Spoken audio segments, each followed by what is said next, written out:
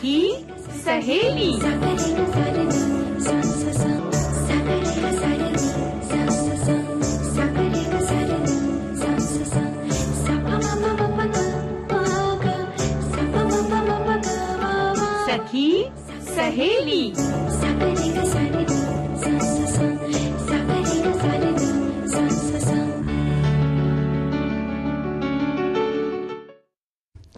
सभी सखियों, सहेलियों को, श्रोताओं को और स्वप्निल आपको, सोनाली पाठक का सब प्रेम नमस्कार। हमारा भी नमस्कार हमारे सभी साथियों को, स्वप्निल का और सोनाली जी को भी नमस्कार, क्योंकि आज पहली मुलाकात है सखी सहेली में हम लोगों की। जी जी, मुझे तो ऐसे लग रहा है जैसे मुझे स्वर्गीय स्वप्निल अनुभूति हो रही है क्योंकि जब हम बाहर बात करते हैं तब कुछ अलग बात होती है, और सखियों के साथ में, श्रोताओं के साथ जब आपका साथ हो तो उसमें और भी आनंद आता है। बिल्कुल, और एक साथ एक ही मंच साझा करना, उसका अनुभव जो है ना, वो सच में सोनाली जी बहुत बहुत अलग होता है। तो जल्दी से विषय बता दे। हाँ बिल्कुल। तो आज एक खास दिन है, सस्टेनेबल गैस्ट्रोनॉमी का अंतर्राष्ट्रीय दिवस है जी। यानी भोजन से जुड़ा हुआ एक विषय है कि भोजन को किस तरह से उगाया जाता है, फिर उसका संरक्षण कैसे किया जाए, फिर उसका जब हम भोजन बनाते हैं तब किन सावधानियों का हमें ध्यान में रखना चाहिए। इस विषय पर बातचीत होगी और हमारे बहुत सारे साथियों ने इस विषय पर बहुत सारे टिप्पणियां भी लिखकर भेजी है, तो बस उन टिप्पणियों को भी हम शामिल करेंगे लेकिन पहले हम लोग विषय पूरे कर लेते हैं ना? जी जी जी। और एक विषय आज का, इसका गुस्सा उसके सर। होता यूं है कि पति पत्नी लड़ बैठे और गुस्सा निकल जाता है बच्चों की धुनाई। सच ये तो मतलब आपने दुखती रग पर, बहुत से लोगों की दुखती रग पर हाथ रख दिया है। यानी ऐसा बहुत बार होता है ना कि हम ट्रेन में जा रहे हैं, कह रही है महिला क्यों लड़ रही है इतनी, समझ में पता चला कि भाई इसकी बॉस से लड़ाई हो गई है या इसका कुछ तो भी गड़बड़ हुआ है जब ये दूसरों पर गुस्सा निकाल रही है। तो इस विषय पर भी हमारे साथी ने लिखकर भेजा है, बहुत सारे श्रोताओं ने, पर और भी अपने कुछ अनुभव भी लिखकर बताए कि आपके साथ कभी ऐसा हुआ है कि आपको ऐसा लगे कि अरे मैंने तो कुछ किया नहीं, फिर भी ये मेरे ऊपर क्यों इतना गुस्सा हो रहे हैं। तो ये एक बहुत अच्छा मजेदार। साथ साथ हम जरा याद करो कुर्बानी में स्वतंत्रता संग्राम सेनानी मंगल पांडे की बात करेंगे जी, और साथ ही कुछ चटकारे लगेंगे व्यंजन में, यानी कि आज बात होगी अचार के जायकों की। क्योंकि ऐसा होता है ना स्वप्निल के, अचार वही है, वही मेथी दाना है, वही कलौंजी है, वही कैरी है, वही तेल है, फिर भी हर किसी के हाथ में अलग स्वाद होता है, हर किसी के हाथ का अलग अचार लगता है। बिल्कुल, और हाथ के स्वाद की बात के साथ साथ प्रांत और क्षेत्र का भी प्रभाव बहुत होता है अचार पर। बिल्कुल बिल्कुल सही कहा आपने। तो बहुत सारे साथियों ने हमारे व्यंजन की जो है अचार की रेसिपीज भी लिखकर भेजी है, और भी हमारे साथी जो है लिखकर भेजे ताकि पता चले कि आपके घर में कैसे अचार बनता है। और भी बात ये ध्यान रखिएगा, यदि जैसे हम लोगों ने क्षेत्र और जगह की बात करी, तो अगर आप कोई विशेष तरीके का अचार बनाते हो जो फेमस है, मतलब आपकी रिश्तेदारी में, दोस्तों के बीच में, तो वो हमें भी बताइएगा जरूर, ताकि हम भी उसे बना सके और बना के खाएं और खिलाएं, चटकारे ले सके। जी जी। अरे गाना सुन ले। हाँ बिल्कुल।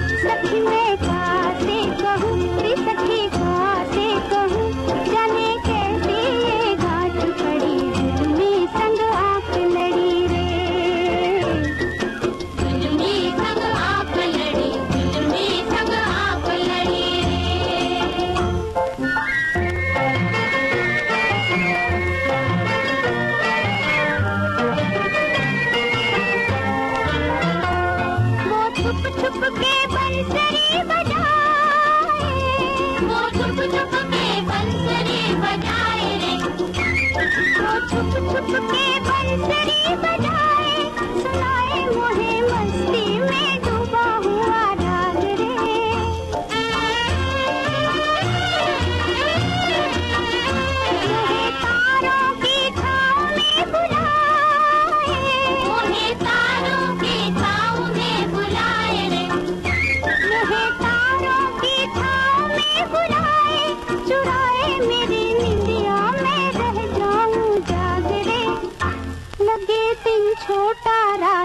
खड़ी, जुल्मी संग आंख लड़ी जुल्मी संग आंख लड़ी, जुल्मी संग आंख लड़ी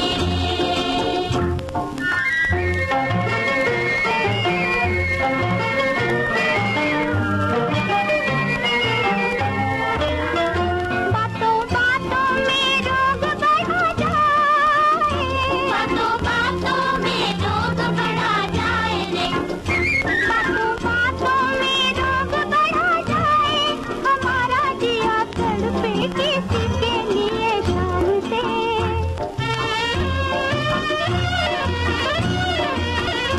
मेरा पागलपना तो कोई देखो, मेरा पागलपना तो कोई देखो रे, मेरा पागलपना तो कोई देखो, पुकारो मैं चंदा का साजन के नाम से, फिर मन पे जादू की छड़ी, जुल्मी संग आंख लड़ी रे, जुल्मी संग आंख लड़ी, जुल्मी संग आंख लड़ी सखी मैं कासे कहूँ, रे सखी कासे कहूँ, जाने कैसी ये बात पड़ी, जुल्मी संग आंख लड़ी रे,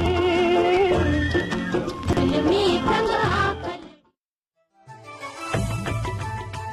मन की बात है जन जन की, सभी की कुछ अपनी सी, संघर्षों के कुछ किस्से, कहानी कुछ सफलताओं की, अनकही विरासत की, उम्मीदें नए भारत की।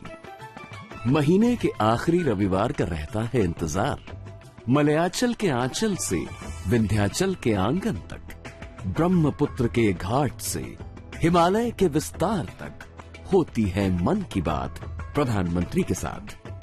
तो सुनिए इस महीने 29 जून सुबह 11 बजे मन की बात आकाशवाणी दूरदर्शन के सभी चैनलों और प्रसार भारती के OTT प्लेटफॉर्म वेव्स पर। आप भी माननीय प्रधानमंत्री के मन की बात का हिस्सा बन सकते हैं। इसके लिए आप अपने सुझाव 27 जून तक टोल फ्री नंबर 1800-117800 पर रिकॉर्ड कर सकते हैं या फिर 1922 पर भी कॉल कर सकते हैं। नमो ऐप या माई गॉव के ओपन फोरम में पोस्ट कर सकते हैं या post box number 111 Akashvani Delhi पर भेज सकते हैं। तो याद रखें, रविवार 29 जून सुबह 11 बजे मन की बात। स्वप्निल, आज हम स्वतंत्रता संग्राम सेनानी मंगल पांडे को याद कर रहे हैं। तो हाँ, और इनके बारे में अगर बात की जाए तो मंगल पांडे का जन्म उत्तर प्रदेश के बलिया जिले के एक गांव में हुआ था 19 जुलाई 1827 को, और 22 साल की उम्र में इन्होंने ईस्ट इंडिया कंपनी की सेना में प्रवेश किया था। और वे बंगाल इन्फेंट्री की 34 बटालियन में शामिल हुए और 1850 के दशक के मध्य में वे बैरकपुर में तैनात थे। तब एनफील्ड राइफल का इस्तेमाल किया जाता था, जिसमें हथियार लोड करने के लिए चर्बी लगे कारतूस के सिरे को काटना पड़ता था, यानी ये अंग्रेजों का नियम हुआ करता था। ये उस दौर में ऐसी ही राइफल्स चला करती थी और इसमें ये जो कारतूस मुंह से काटना पड़ता था, चर्बी को मुंह लगाना पड़ता था, तो भारतीय सैनिकों के लिए बड़ा ही घृणा का काम था, जिसके लिए उन्होंने इसका जमकर विरोध भी किया और इस विरोध की वजह से काफी चीजें हुई जी। और वो क्रांति की जो ज्वाला है उसमें ईस्ट इंडिया कंपनी को पूरी तरह से हिलाकर रख दिया और अंग्रेजों के अत्याचारों का विरोध कर सबसे पहले उन पर हल्ला करने वाले क्रांतिकारी मंगल पांडे ही थे। उन्होंने 29 मार्च 1857 को अंग्रेजों के विरुद्ध बिगुल बजा दिया। बिल्कुल, और हमारे कई साथियों ने भी इस संबंध में कुछ संदेश भेजे हैं। जैसे एक साथी हमारी लिखती हैं कि मंगल पांडे का नाम हमारे देश के स्वतंत्रता संग्राम में बलिदान देने वाले मुख्य स्वतंत्रता सेनानियों में से है। उन्होंने अंग्रेजों को भगाने में अपना महत्वपूर्ण योगदान दिया और हमारे देश को आजादी दिलाने की जो क्रांति थी उसका बिगुल फूका था जी। उनका फिरंगियों को मारो नारा अंग्रेजों को भगाने में और हमारे देश को आजाद कराने में एक महत्वपूर्ण भूमिका निभाई थी उस नारे ने जी। और हम जो है वो मंगल पांडे का जो बलिदान था उसे हमेशा याद रखेंगे, ऐसा ये लिख रही हैं। जी, और मंगल पांडे ने मेजर ह्यूसन और लेफ्टिनेंट बॉब को मौत के घाट उतार दिया था। उन्हें आजादी की लड़ाई का अग्रदूत भी माना जाता है। बिल्कुल, इन्हीं की शुरुआत को का जो अनुसरण किया था बाकी सब लोगों ने, मंगल पांडे द्वारा किया गया ये विद्रोह भारत का पहला स्वतंत्रता संग्राम कहा जाता है, जिसमें सैनिकों के साथ साथ राजा, रजवाड़े और मजदूर, किसान, यहाँ तक कि सामान्य लोगों ने भी इसमें अपनी भूमिका निभाई। और मंगल पांडे ने फिर मारो फिरंगी का नारा दिया था। हाँ, ये नारा बहुत प्रचलित हुआ था और इसी नारे का जिक्र शायद अभी हमारे साथी ने दिया था, साथी ने संदेश में दिया था। साथ ही आगे चल के फिर इतनी उसकी क्रांति की ज्वाला भड़की कि मंगल पांडे को गिरफ्तार कर लिया गया। उन्हें फांसी की सजा सुनाई गई। कोर्ट के अनुसार 18 अप्रैल 1857 को उन्हें फांसी दी जानी थी, पर अंग्रेजों द्वारा 10 दिन पहले ही यानी 8 अप्रैल 1857 को उन्हें फांसी दे दी गई। आपका बलिदान हमें हमेशा याद रहेगा। महान क्रांतिकारी मंगल पांडे को हम नमन कर श्रद्धा सुमन अर्पित करते हैं। बिल्कुल, और हमारे एक साथी ने ये भी जिक्र किया है कि इनकी महत्वपूर्ण भूमिका को देखते हुए स्वाधीनता संग्राम में भारतीय सरकार ने उनके सम्मान में सन 1984 में एक डाक टिकट जारी किया था और मंगल पांडे द्वारा गाय की चर्बी मिले कारतूस को मुंह से काटने से को मना करने की वजह से, जैसे कि हमने अभी इस बात की चर्चा करी कि उन्हें फांसी दे दी गई थी 8 अप्रैल 1857 को। तो हम सभी का नमन है और श्रद्धा सुमन है।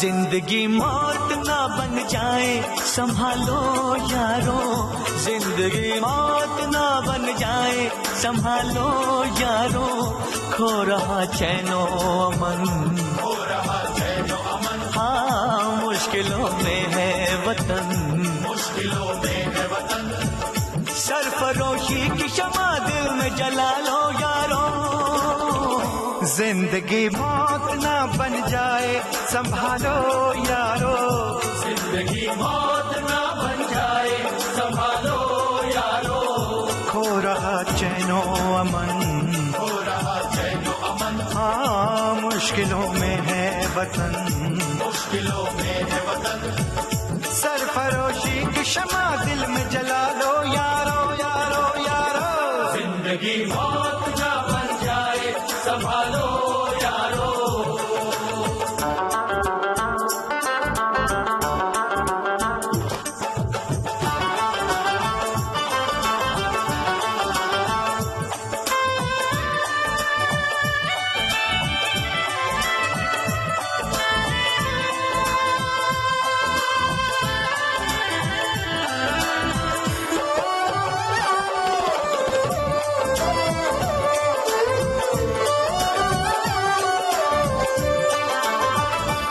तरफ प्यार है, चाहत है, वफादारी है, एक तरफ देश में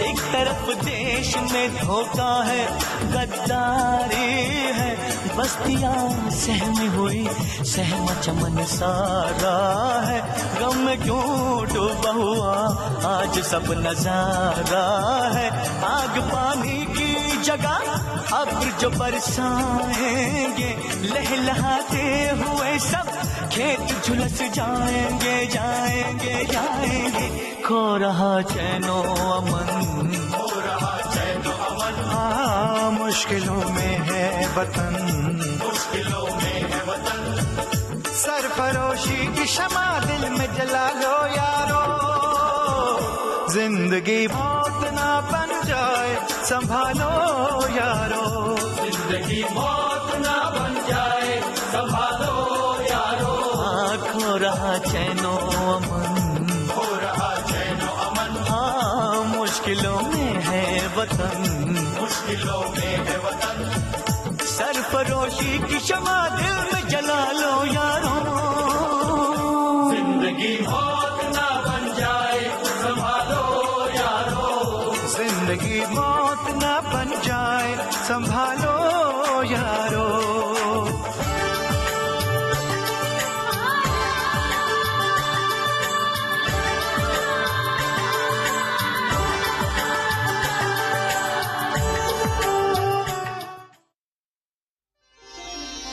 संगीत सरिता में बहती है सुरों की अविरल धारा। मन के सागर को भरते हैं संगीत के खजाने। सागर तट पर बसी सभ्यता का संगीत लिए आ रही है संगीत सरिता की नई श्रृंखला, गोवा का संगीत और उसकी शास्त्रीयता। थोड़ा बहुत पश्चिमात्य संस्कृति का प्रभाव गोवा पर हो गया, मैं ना नहीं बोलूंगी, लेकिन ये सब होकर भी भारतीय संस्कृति का मूल स्वरूप आज भी गोवा में मौजूद है। आमंत्रित कलाकार डॉक्टर शकुंतला भरणे 20 जून से विविध भारती पर। हाउ साइबा पल तोड़ी वेता दामूल्या लग्नक वेता मक साइबा वाट दाखोई मक साइबा वाट दाखोना।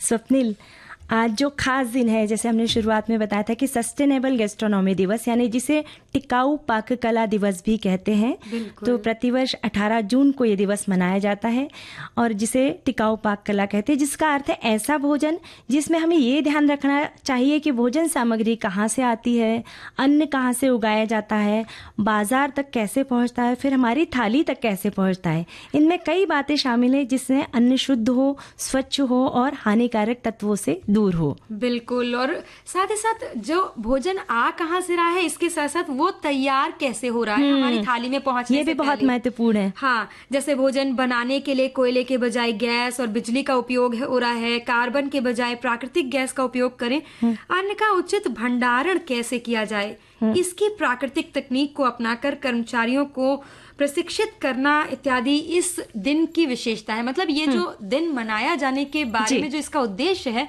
वो ये है कि लोगों को भोजन की सस्टेनेबिलिटी के बारे में समझाया जा सके।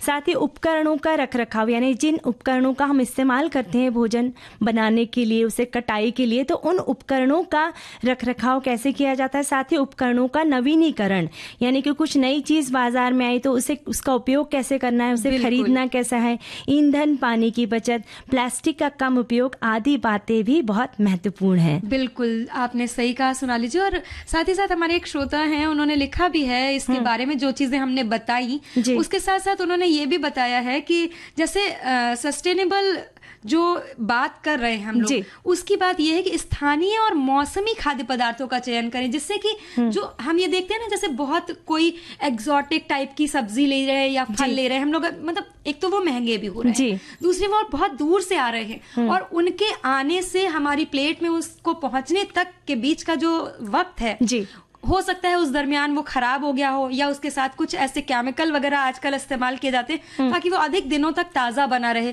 तो उसका क्या होगा, नुकसान हमारे स्वास्थ्य पर होता है।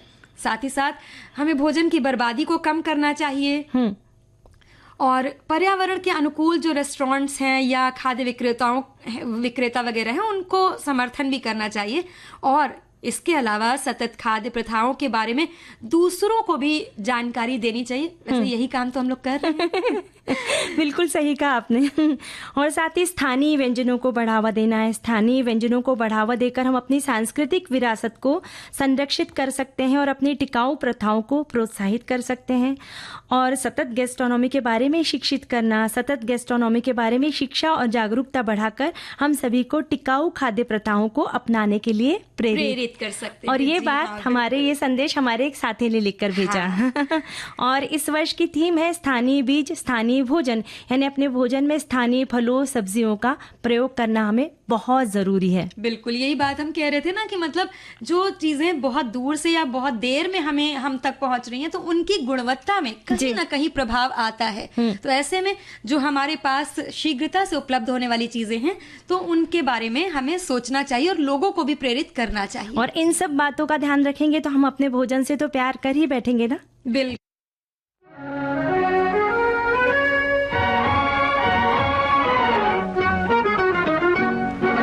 नाना करते प्यार तुम्हीं से कर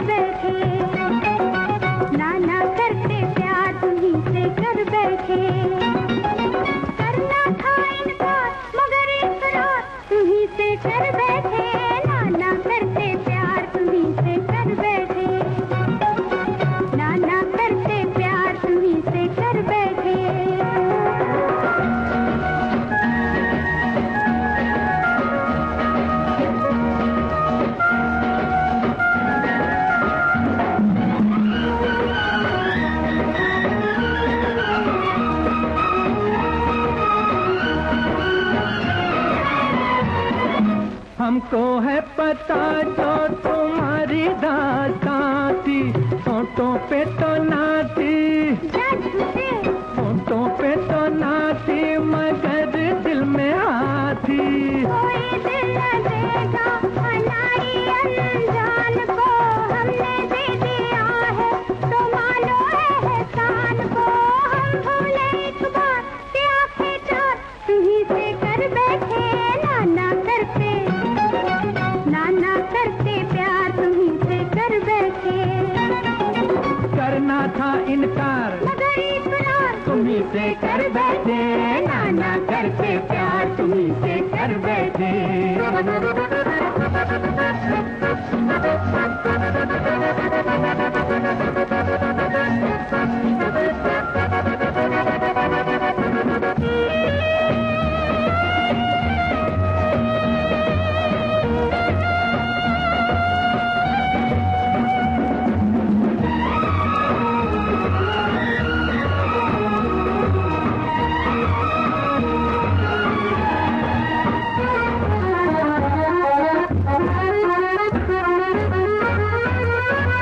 छोड़ो रहने दीजिए ये झूठे अफसाने, ऐसा क्या है तुमने, चल झूठी ऐसा क्या है तुमने कि हम हो दीवाने। फिर भी तुमने ख्वाबों में आना नहीं छोड़ा, तीर नजरों के चलाना नहीं छोड़ा। ये शिकवा सरकार हजारों बार तुम्हीं से कर बैठे, नाना करते प्यार तुम्हीं से कर बैठे। करना था इनकार मगर इकरार तुम्हीं से कर बैठे, नाना करते प्यार तुम्हीं से कर बैठे, नाना करते प्यार तुम्हीं से कर बैठे।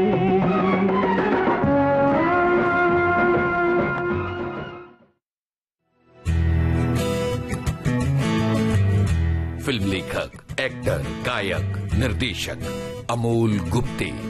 समझ में नहीं आ रहा था कि ये बच्चा जो है इधर क्यों नहीं दिख रहा लोगों को। अरे क्योंकि वो तारा जो टूट के गिरा है वो जमीन पे गिरा है और दिन में नहीं दिख रहा। तारे जमीन पर। फिल्म तारे जमीन पर के लेखक और क्रिएटिव डायरेक्टर। मैं कभी बतलाता नहीं। स्टैनली का डिब्बा और हवा हवाई जैसी फिल्में भी उन्होंने ही बनाई। मेरे वर्ग में स्टैनली मंटेरो नाम का बच्चा था, तो ये बेचारा स्टैनली जो है रोज आता था, तो टूटा फूटा एल्यूमिनियम का डब्बा था, तो खुलता था जो उसकी महक थी वो अब तक मुझे याद है। आज के मेहमान अमोल गुप्ते, 18 जून शाम 4 बजे सिर्फ विविध भारती पर। जी हाँ, विविध भारती पर आज आप ये वार्ता सुन पाएंगे अमोल गुप्ते जी के बारे में। अब से थोड़ी देर बाद ही ये कार्यक्रम प्रसारित होगा। और स्वप्निल, आज हमने एक बहुत ही मजेदार सा टॉपिक लिया है कि इसका गुस्सा उसके सर। हाँ, उसके बारे में बड़ी चर्चा हो रही है। हमारे बहुत सारे साथी जो हैं, हमारे बहुत सारे दोस्त इस विषय पर भर भर के कमेंट्स लिख रहे हैं। वैसे क्रोधित होना बहुत आम सी बात है ना। हाँ। है ना, जैसे मैं आपसे पूछूंगी कि स्वप्निल आपको कभी गुस्सा आता है क्या, तो आपका जवाब क्या होगा? गुस्सा तो आता है, मतलब जो बात ज्यादातर क्या होता है ना, जब हम जो सोचते हैं वैसा सामने से नहीं हो रहा है, तो कहीं ना कहीं मन में वो खिन्न सी भावना आ जाना, और फिर वो क्रोध में थोड़ी देर बाद अगर मतलब उसको थोड़ा किसी ने बढ़ा दिया तो फिर वो क्रोध में परिवर्तित हो जाएगी। यानी उस ज्वाला में किसी ने घी डाल दिया, बिल्कुल तो भड़क सकती है वो ज्वाला। पर बस हमें इस बात की समझदारी रखना चाहिए कि भाई ज्वाला जो है ज्यादा भड़के ना, या फिर हमारे साथ वाला कोई ऐसा व्यक्ति हो उस ज्वाला में पानी डालने का काम करे, हमें शांत करने का काम करे, तो गुस्सा जो है जल्दी से छू मंतर हो जाता है। छू मंतर पर ऐसा अक्सर होता है, जैसा कि हमने आज जो विषय लिया है वो ज्यादा होता है। गुस्से में ज्वाला में पानी डालने वाले लोग थोड़ा कम होते हैं, क्योंकि जहां हम हैं उपस्थित उस समय पर, वहां पर जो बात हुई और उन्हीं लोगों के बीच में तो बैठे हैं ना जिनसे हो रही है। मान लीजिए अगर हो गया तो फिर वहां पर से उठ के या तो हम चले जाएं या जिससे हो रही है वो चले हो जाए कहीं थोड़ी देर के लिए। मतलब माहौल थोड़ा सा बदल जाए, कहने का मतलब है, तो शायद ऐसा हो जाए। लेकिन इसके अलावा जो होता है ना, इसका गुस्सा उसके सर वाला, मतलब ज्यादातर होता यही है कि हमारा आपसे जैसे हुआ और आप हमसे बड़े हो तो हम आपको कुछ नहीं कह पाए, तो अपने से छोटों पे जाएंगे ना। वैसे गाना सुन के भी गुस्सा को छू मंतर कर ये सकते। तो बिल्कुल सही पॉइंट आपने लिया। जरा ठहरो, जरा ठहरो,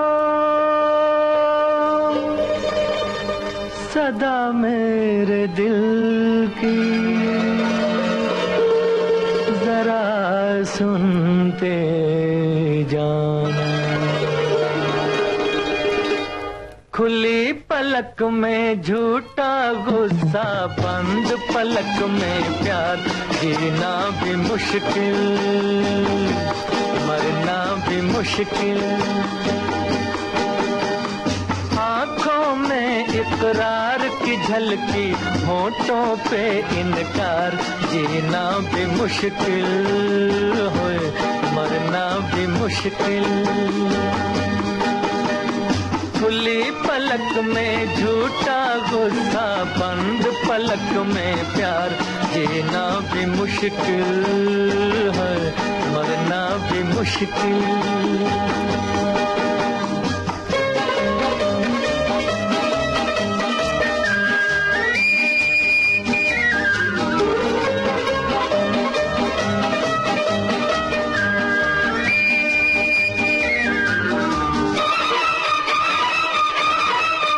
जिस दिन से देखा तुमको, तुम लगे मुझे अपने से, और आके रहे आँखों में, और आके रहे आँखों में, एक मन चाहे सपने से।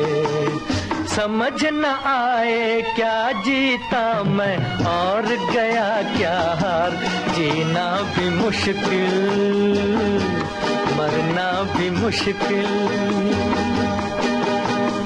खुली पलक में झूठा गुस्सा, बंद पलक में प्यार, जीना भी मुश्किल है, मरना भी मुश्किल।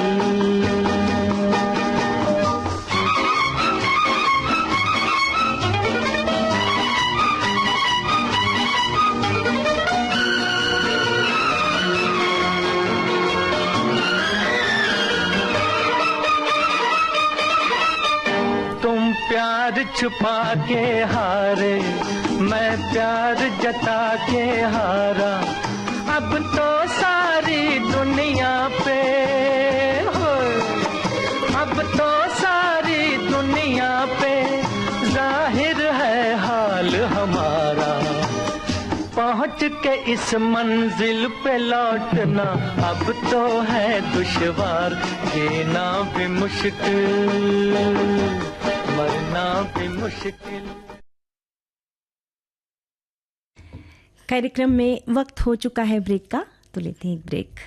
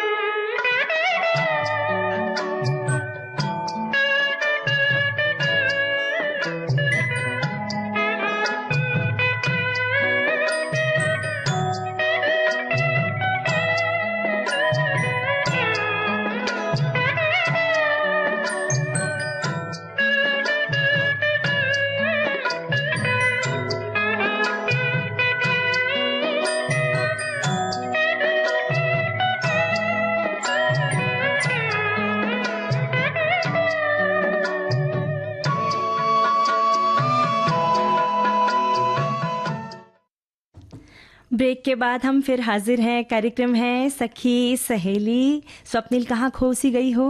कहीं खोए नहीं है। हम ना ये सोच रहे हैं कि सच में ये जो विषय है हमारा कितनी मतलब बहुत सारे लोगों की तो ऐसा लग रहा है कि दुख भरी दास्तां मतलब हमने दुखती रग पर हाथ रख दिया ऐसा लग रहा है। क्या ही बात है, बिल्कुल सही। हमारी एक सखी लिखती है, हम लोगों के साथ भी ऐसा ही होता है। कहा सुनी हो जाती है तो गुस्सा पति पत्नी का एक दूसरे पर उतरता है या फिर बेचारे बच्चे गुस्से की चपेट में आ जाते हैं। बिल्कुल सही। तो यही चीज तो हमने कही थी ना, मतलब यही बात बिल्कुल। हमारे एक और साथी है, उन्होंने लिखा है कि इसका गुस्सा उसके सर। ये हम घर में छोटे बच्चों में अक्सर देखते हैं। बड़े तो थोड़े समझदार हो जाते हैं तो विवेक काम करता है कि कुछ अनिष्ट करेंगे तो नुकसान अपना ही होगा, लेकिन बच्चों में ऐसा निर्णय लेने की क्षमता नहीं है। फिर सामने आया कोई मोबाइल ही क्यों ना हो, एक झटके में पटक कर गुस्सा निकालते हैं क्योंकि पापा उनके पसंद की कई चीज जो बाजार से नहीं लाए। वैसे पति पत्नी के झगड़े में तो अक्सर होता है कि मियाँ बीबी की लड़ाई में छोटे बच्चे अक्सर पिट जाते हैं। उफ, ये सबके घर की मतलब लगता है स्थिति है। समझदार बच्चे तो इस युद्ध के प्रारंभ में ही खिसक लेते हैं। हाँ, और कुछ बच्चे माँ को प्यार करते हैं तो वे माँ से चिपके रहते हैं तो बेचारे मार खा ही जाते हैं। बाद में माता पिता की सहमति हो जाती है, तब पापा कहते हैं कि बेचारा कहाँ सुनी में कैसे आ गया बच्चा, और दोनों लोग अपना प्यार दुलार उड़ेलने लगते हैं। ऐसा नहीं होना चाहिए। हमें बच्चों के सामने लड़ाई तो कतई नहीं करनी चाहिए। बेहतर होगा कि ऐसी अवस्था ही ना आए कि घर में लड़ाई झगड़े की नौबत आए। और एक हमारे साथी लिखते हैं, इसका गुस्सा उसके सर। ये हमने कई बार देखा है कि किसी और पे हमें गुस्सा आता है और वो गुस्सा का ठीकरा हम किसी और के सर पे फोड़ते हैं। यानी इन्होंने अपनी आप बीती लिखकर भेजी। एक सखी लिखती है, अनुभव तो बहुत ही कटु ही रहेगा क्योंकि बहुत बार कुछ ना कुछ गलती होता है तो परिवार में कुछ ना कुछ सुनना ही पड़ता है। बात तो सही है कि कहीं कहीं पर ऐसा होता है ना, मतलब हम लोग ये देखते हैं। अपनी आम जिंदगी में बात की जाए तो ज्यादातर ये जो घर में बड़ों की झगड़े के बड़ों की लड़ाई के बाद बच्चों पे गुस्सा उतरता है। इसी तरह अगर बड़े हैं कुछ कह रहे हैं, कुछ ऐसा मतलब किसी ने कह दिया जिसका जवाब भी हम नहीं दे सकते, और कभी कभी ऐसा होता है कि गलती ना होने पर भी गलती निकाल दी जाती है। कई बार ताने इसकी वजह बनते हैं। तो ऐसे में ज्यादातर यही होता है कि या तो उसी व्यक्ति पर मतलब इंसान गुस्सा निकालेगा ना जिस पर बस चलता हो। हाँ, तो ऐसे में बच्चे जो हमारे अपने होते हैं ना, उस पर हम गुस्सा निकालते कि जैसे पत्नी के बहुत करीबी पति होते तो उन पर गुस्सा निकलेगा कि पड़ोसन से लड़ाई हो गई, सहेली से लड़ाई हो गई, पति महोदय भी चुप हो जाते हैं। उस वक्त शांत रह जाते कि नहीं, इसकी कुछ तो भी बात बिगड़ी हुई है तो हमें अभी चुप रहना है, थोड़ी देर बाद में सब बता देगी कि किसके साथ लड़ाई हुई है। एक हमारे साथी लिखते हैं, इसका गुस्सा उसके सर। बाप रे बाप, अरे भाई गुस्सा आया ही क्यों जो किसी के सर पर धरना पड़े। क्या आप अशांत है तो शांति के उपाय किसी के सर पर नहीं अपितु अपने हाथ और सोच में ही है, क्योंकि संसार तो विषमताओं से भरा ही है। ऐसे में भलाई इसी में है कि किसी को कष्ट देने से पहले स्वयं को ही कष्ट दे ले, जिसे देखकर सामने वाले अपने आप ही आपकी तारीफ करेंगे और फिर इसका गुस्सा उसके सर की जरूरत ही नहीं पड़ेगी। बहुत अच्छा इन्होंने सुझाव दिया है, पर इस सुझाव को भाई अमल करने की उस वक्त ऐसी दशा ही नहीं होती है। सोच कहाँ पाते हैं ना इतनी जल्दी से, मतलब उस समय तो आवेश कहते हैं ना कि ये शायद एक ऐसा संवेग है जो वास्तविक में संवेग है, मतलब वेग के साथ अचानक से आता है और इसको रोकना बहुत मतलब तुरंत से नहीं रोका जा सकता, मुश्किल होता है। ऐसे ही हमारे एक साथी हैं, लिख रही हैं कि किसी का गुस्सा किसी और के सर पर निकालना सही नहीं है। बात तो ठीक है, इससे रिश्तों में गलतफहमी और दूरी आ सकती है। जब गुस्सा आए तो थोड़ा रुककर सोचें या गहरी सांस लें, इससे हालात संभल सकते हैं। जब कोई बिना वजह अपना गुस्सा हम पर निकाल दे, ऐसे वक्त में शांत रहना और बात को समझदारी से संभालना सबसे अच्छा होता है। जी हाँ, आप एकदम ठीक कह रही हैं। पर वही बात हम कर रहे हैं ना कि अगर ऐसा किया जाए तो बेहतर है, लेकिन ज्यादातर मामलों में क्या होता है कि थोड़ा हो जाती है गड़बड़, उसके बाद हम सोचते हैं कि अरे ऐसा नहीं करना, तो फिर भले ही हम माफी मांग रहे हैं, अपनी बात को जस्टिफाई कर रहे हैं।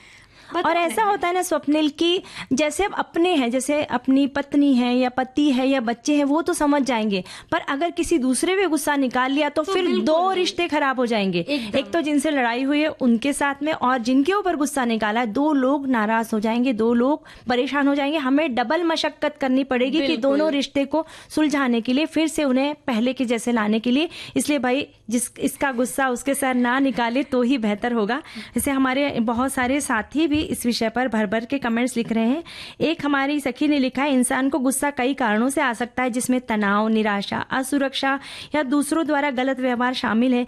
कभी कभी एक सामान्य प्रतिक्रिया हो सकती है जब कोई व्यक्ति खुद को खतरे में महसूस करता है या जब उनकी जरूरतें पूरी नहीं होती है। बिल्कुल। और हमारे एक साथी हैं, उन्होंने लिखकर भेजा है, जब भी मेरी पत्नी से मेरी बहस होती है तब मैं रेडियो पर विविध भारती लगाकर वॉल्यूम बढ़ा देता हूँ, और यदि बहस या झगड़ा दोपहर को 3 बजे होता है तब मेरी पत्नी यही बोलती है, अभी नहीं, सखी सहेली के बाद बहस करना। क्या बात है, मतलब कितना कहीं ना कहीं आकर आपका ऐसा झगड़ा शांत कराने का काम कर देते हैं। सचमुच सचमुच। और हमें बहुत खुशी हो रही है ये बात को सुन के कि यानी हम किसी के घर में सुकून के पल, चैन के पल आ रहे हैं, हमारी बदौलत खुशी आ रही है, तो ये बहुत अच्छी बात है। और हमारी एक सखी लिखती है कि मेरी काम वाली किसी और के घर में या अपने घर में लड़ भिड़ कर आती है और मेरे घर आते हैं फिर किसी न किसी बात पर लड़ती है और काम भी उल्टा सीधा करके चली जाती है। ये सच में बड़ा ही दुख का विषय है। मतलब इस तरह से तो, क्योंकि ये तो आपकी कहीं से कोई गलती नहीं है, और वो फिर यार वो भी अब क्या करे, वो भी परेशान है। वो शायद इनको अपना समझती होगी, इसलिए जो है ना गुस्सा निकालते हैं अपनी। मतलब गुस्सा निकालने से मतलब है जैसे आप अपना दुख जाहिर करें, बेहतर ये होगा कि अपनी बात बताएं कि उन्होंने ऐसा ऐसा कहा या ऐसा किया या हमारी ऐसी ऐसी बात हो गई किसी से, लेकिन उस आवेश का असर इस व्यक्ति पर ना पड़ने पाए, प्रयास हमारा ये होना चाहिए। क्योंकि उनकी कोई गलती नहीं थी। उन्होंने तो बर्तन निकाल के रखे हुए हैं या झाड़ू पोछा आपने करना है, आप आई कहीं से कोई बहस करके, और हम तो काम करवा रहे हैं आपसे, हम क्यों मतलब उस चीज का जैसे वैसे स्वप्निल, जैसे बहुत ज्यादा अगर पत्नी ने गुस्सा निकाल लिया है तो पति महोदय को ये करना चाहिए कि भाई अपनी गाड़ी निकाल ली और घर से निकल। मैं निकला ओ गड्डी लेके,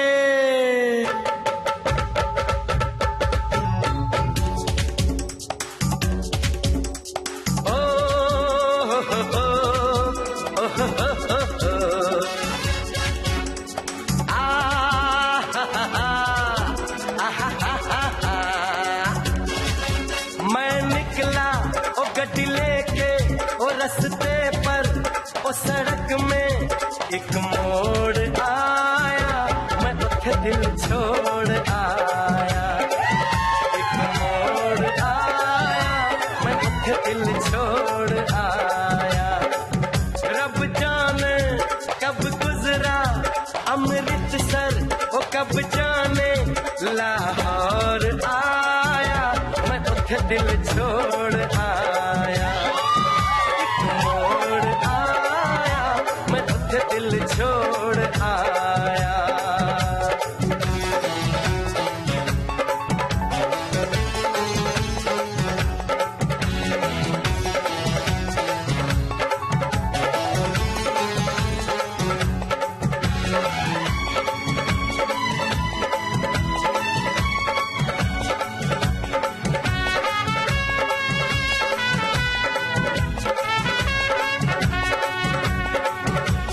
मोड़ पे वो मुटियार मिली, उस मोड़ पे वो मुटियार मिली, जट अमला पागल हो गया, उसकी जुल्फों की छांव में मैं बिस्तर डाल के सो गया। वो जब जागा मैं भागा, वो सब फाटक सब सिग्नल मैं तोड़ आया, मैं उठे दिल छोड़ आया, और एक मोड़ आया, मैं उठे दिल छोड़ आया।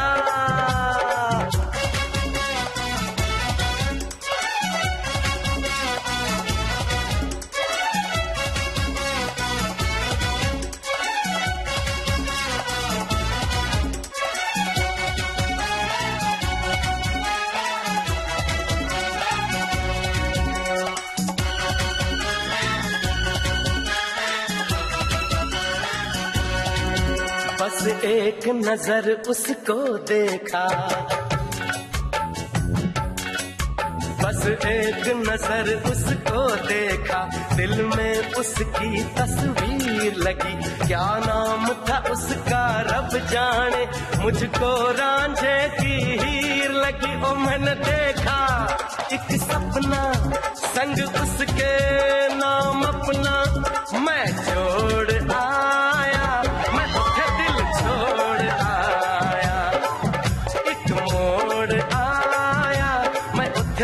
छोड़ आया।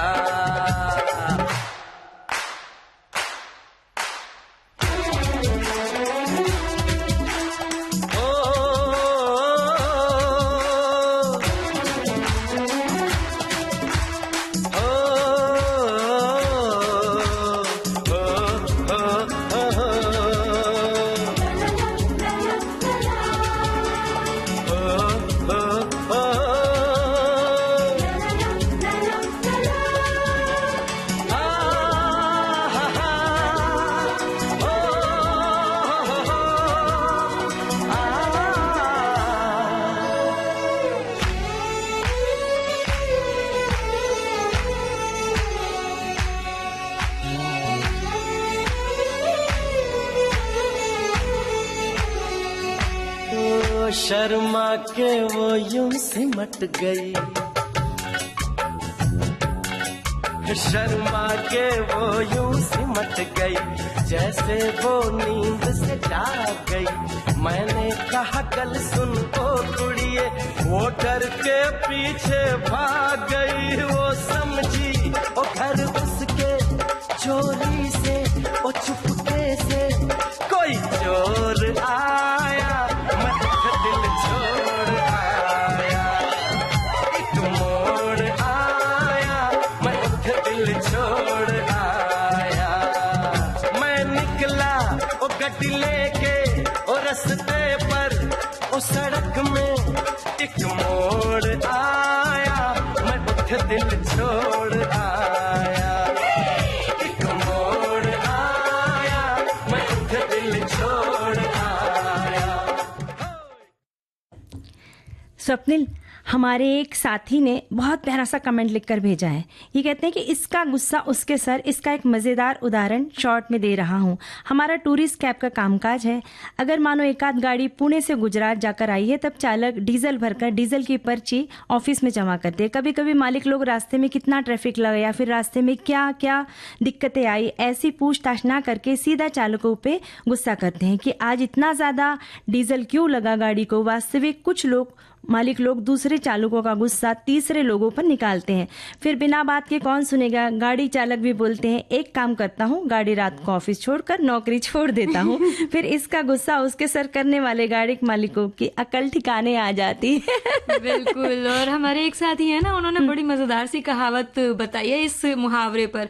उन्होंने लिखा है कि किसका गुस्सा किसके सर पर। इधर हमारे यहाँ पर एक कहावत बोली जाती है कि कुम्हार कुम्हारी से न जीते तो गधे का कान पकड़े। मतलब अपने काम पे काम सही से नहीं हो पा रहा है या जिस पे बस नहीं चल रहा है, तो जो कमजोर है उस पर निशाना लगा लेते हैं लोग।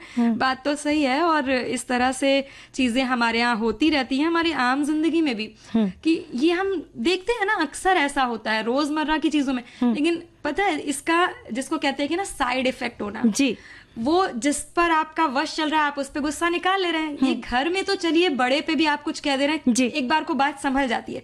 लेकिन आपने जिक्र किया था ना, जैसे ट्रेन में आते जाते या रास्ते चलते, बस में चल रहे हैं, रिक्शा में है, ऑटो में है, टैक्सी में, कहीं पर भी किसी अनजान व्यक्ति के साथ आप कहीं ऐसी बात करते हैं तो वो बात बढ़ जाती है। और कभी कभी तो वो बात इतनी बढ़ जाती है कि आपको ऐसी स्थिति का सामना करना पड़ता है, अपमानजनक स्थिति बन जाती है उस जगह पर।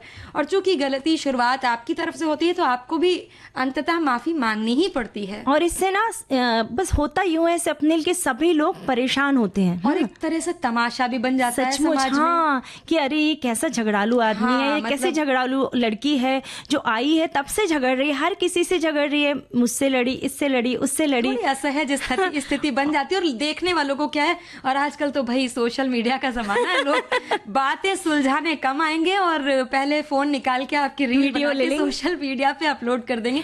और किसी अपने ने वो रील देख ली तो फिर तो हम शर्म से पानी पानी हो जाएंगे। कोई अपना ना भी हो तो उसके आप देखिए नीचे कमेंट्स कैसे कैसे आते हैं, बहुत भद्दे कमेंट्स होते हैं। हाँ, बातें करते हैं। तो ऐसे में यही कह सकते हैं कि ये अपने ही हाथ में है।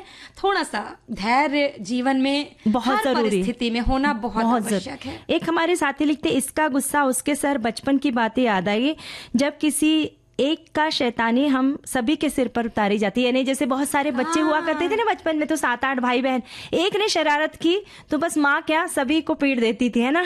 ऐसा होता है। और ऐसा ना क्लास में ज्यादा होता है। स्कूल टाइम पे मुझे याद आ रहा है कि एक बार ऐसे घटना घटी थी हमारे साथ भी कि मतलब शोर सारे बच्चे मिलके कर रहे हैं। टीचर अगर क्लास में थोड़ी देर से आ रही है तो वो टाइम मिल जाता था मस्ती करने का, बात करने का, और जाते वक्त जो टीचर पीरियड खत्म करके गई है वो बोलकर गई है कि शोर नहीं करिएगा, मैम आती ही होंगी या टीचर आते ही होंगे। और पर बच्चे कहाँ सुनते हैं ना।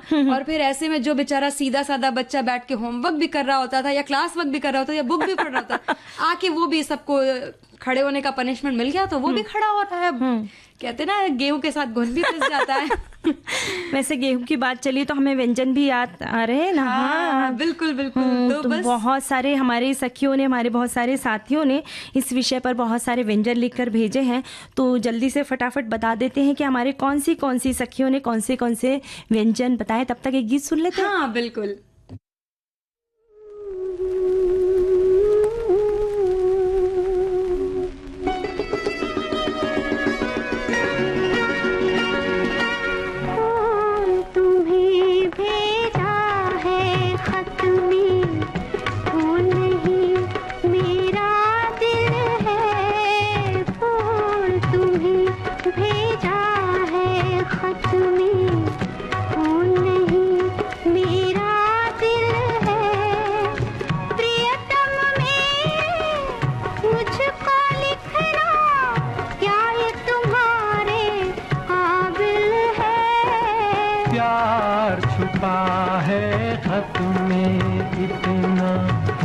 जितने सागर में मोती चूम ही लेता हाथ तुम्हारा, पास जो तुम मेरे होती।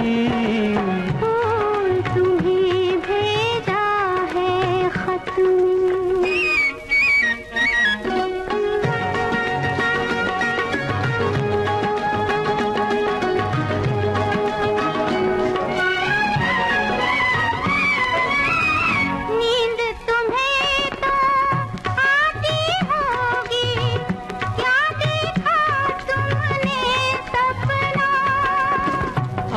खुली तो तन्हाई थी, सपना हो न सका अपना। तन्हाई हम दूर करेंगे, ले आओ तुम शहनाई। प्रीत बढ़ाकर भूल न जाना, प्रीत तुम्हीं ने सिखलाई।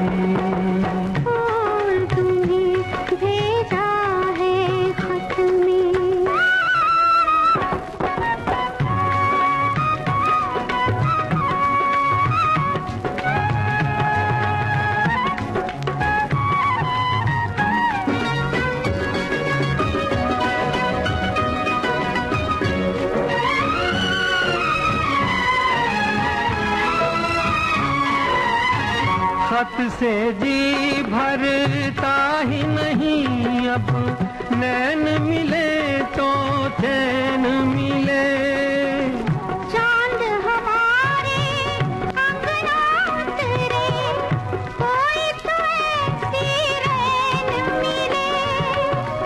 मिलना हो तो कैसे मिले हम, मिलने की सूरत लिख दो।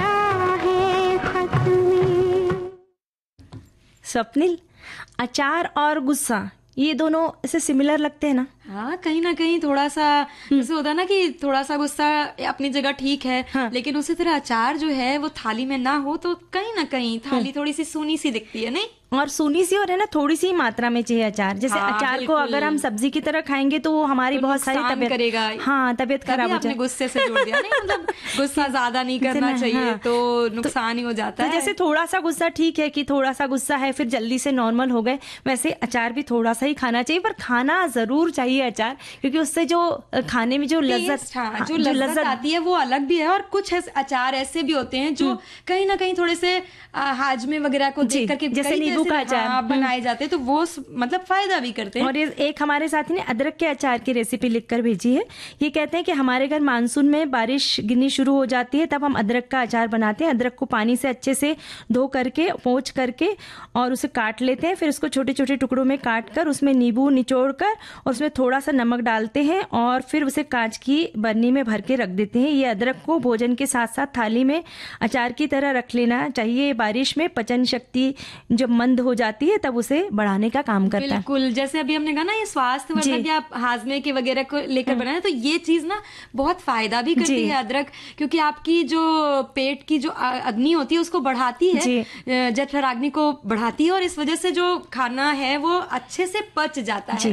और जैसे इन्होंने अदरक लिखा ना, वैसे ही जो गीली हल्दी मिलती है ना सर्दियों में, उसे भी काट करके उसमें नींबू का रस, थोड़ी सी काली मिर्च, थोड़ा सा नमक डाल के उसे बर्नी में, यानी भले उसमें आप तेल और बहुत सारे मसाले ना डालें, बस ये ऐसे ही हल्का सा डाल के थाली में थोड़ा सा ले लो तो आहा एकदम मजा आ जाता है। और पता है अचार की बात करी है आज, तो ऐसा याद है नहीं, जैसे कि एक दौर था जब हमारे स्कूल के टिफिन और यात्राएं बिना अचार के अधूरी सी। बिल्कुल सही कहा आपने कि भले हम पूरी सब्जी रख ले, पर उसमें अगर अचार हो तो वो खाने में इतना मजा आ जाता, आनंद होता था। और मतलब होता था ना कि खराब भी नहीं, सब्जी का क्या होता था अक्सर कि खराब हो जा रही है रास्ते में, पर पूरी अचार ले जा रहे हैं तो वो खा लेंगे, कुछ भी मतलब वो खराब होने वाली जैसी स्थिति नहीं आती थी। और साथ ही साथ स्कूल में भी हम लोग जब टिफिन एक दूसरे का खोलते थे तो याद है रोटी अचार या पराठा अचार या पूड़ी अचार, मतलब अक्सर ऐसा होता था कि ये चीजें रिपीट होती थी। ये हमारे एक साथी ने लिख कर भेजी है ना, हरी मिर्च का अचार। थोड़े हल्के मोटे हरी मिर्च तीखा वाला है, उसे धोकर पोंछ ले। मसाला में पीसी राई, सरसों, सौंफ, कलौंजी, अजवाइन, नमक, हल्दी मिलाकर मसाला तैयार कर ले। इसमें नींबू का रस मिला ले, मिर्च में चीरा लगाकर इसमें मसाले भर दे। अब एक जार में इन सभी को रख दे, ऊपर से नींबू के रस में थोड़ा उबला ठंडा किया हुआ पानी मिलाकर डाल दे। इसमें एक ढक्कन सिरका भी डाल दे। 24 घंटे के अंदर ये मिर्ची का अचार खाने लायक हो जाएगा। ये बिना तेल का अचार होता है और बहुत स्वादिष्ट लगता है। इसे आप खिचड़ी, चावल, दाल, रोटी, मुरमुरे के साथ खा सकते हैं। सिरका डालने से बहुत दिन तक चलते हैं। अगर आप सिरका नहीं डालेंगे तो इसे आपको 1-2 दिन के बाद फ्रिज में रखना पड़ेगा। ये बहुत अच्छी टिप लिख कर भेजी है आपने। हाँ, और इसी तरह हमारे एक साथी ने हींगला अचार का बताया है कि कैसे बनता है जी। उसको हींगला बोलते हैं उनकी तरफ। तो कच्ची कैरी ले लीजिए 500 ग्राम, काला नमक 1 छोटा चम्मच, हींग आधा छोटा चम्मच, लाल मिर्च पाउडर 1 छोटा चम्मच। कैरी को धोकर छील ले और छोटे छोटे टुकड़ों में काट लें। कटी कैरी में नमक, हींग और लाल मिर्च मिलाएं। कांच के जार में भरकर 2-3 दिन के लिए धूप में रख दें और फिर प्रयोग करें। ये अचार हाजमे के लिए बहुत लाभकारी होता है। और सबसे बढ़िया बात है, जो 2-1 अचार की जो रेसिपी हम बता रहे हैं उसमें तेल का इस्तेमाल नहीं हुआ है जी। तो ये बहुत यानी स्वास्थ्य की दृष्टि जी बिल्कुल स्वाद के साथ साथ फायदे की भी चीज है।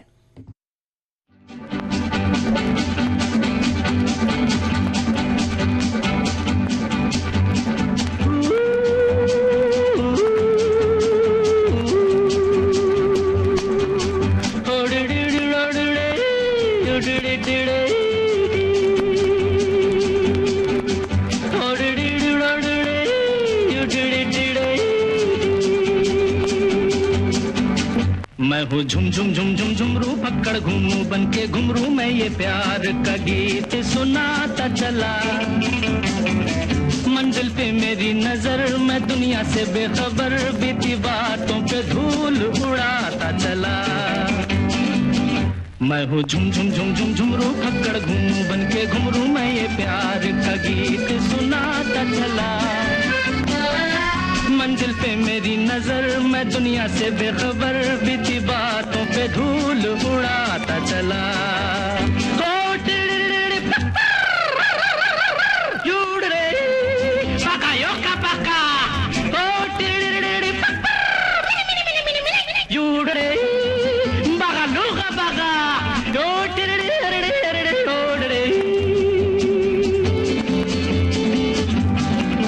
मैं हूँ झुम झुम झुम झुम झुमरू फक्कड़ घूमू बन के घुमरू, साथ में हम सफर न कोई कारवां।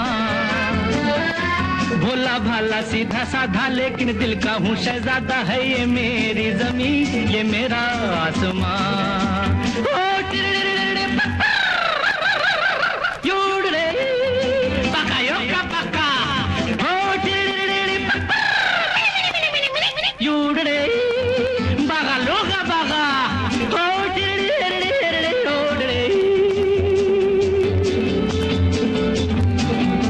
मैं हूँ झुम झुम झुम झुम झुमरू फक्कड़ घूमू बन के घुमरू प्यार सीने में है हर किसी के लिए। मुझको प्यारा हर इंसान दिल वालों पे हूँ कुर्बान। जिंदगी है मेरी जिंदगी के लिए। ओरडे ओरडे ओरडे ओरडे ओरडे ओरडे ओरडे ओरडे। मैं हूँ झुम झुम झुम झुम झुमरू फक्कड़ घूमू बन के घुमरू मैं ये प्यार का गीत सुनाता चला। मंजिल पे मेरी नजर मैं दुनिया से बेखबर बीती बातों पे धूल उड़ाता चला। हेडली ओडली ओ योडली ओडली ओ हेडली ओडली ओ योडली ओडली ओ हेडली ओडली ओ योडली ओडली ओ हेडली ओडली ओ योडली ओडली ओ हड़ी ओडली ओडली ओ योडली ओडली हेडी ओडली ओडली ओ योडली ओडली ओ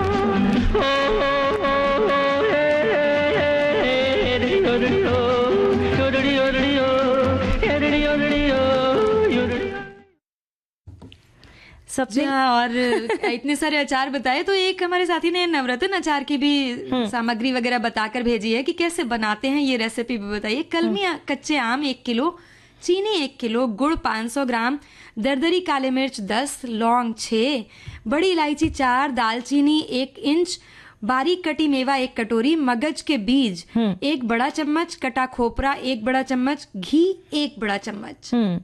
और आम को छीलकर मोटे मोटे कद्दूकस कर ले और गर्म घी में काली मिर्च, बड़ी इलायची, दालचीनी, लौंग डालकर भून ले और कद्दूकस कर आम ढककर रख दे। धीमी आंच पर 5 मिनट तक पकाए। अब चीनी और गुड़ डालकर फिर से धीमी आंच पर चीनी के पूरी तरह घुलने तक पकाए। मेवा, मगज और कटा नारियल डालकर गैस बंद कर दे। ठंडा होने पर जार में भरे। यानी ये जो अचार कह लीजिए, मुरब्बा कह लीजिए, हाँ, है ना, कुछ कुछ मुरब्बे जैसा लग रहा है हमें भी। इसको ना रोटी के साथ खाने में बहुत आनंद आएगा। और जो तीखे तीखे अचार के साथ साथ ये मीठा अचार भी है ना, जैसे ये जो बनता है ना, ये वाला अचार जो अभी आपने रेसिपी पढ़ी है जी, ये हमें ना दाल चावल मतलब बचपन से बहुत दाल चावल के बहुत अच्छा लगता है। तो बस भाई मन करने लग रहा है, हाँ मन कर रहा है अचार खाने का, चाय पीने का भी मन कर रहा है। तो अब इजाजत ले लेते हैं आप सभी को। सोनाली पाठक और स्वप्निल श्रीवास्तव का प्यार भरा नमस्कार।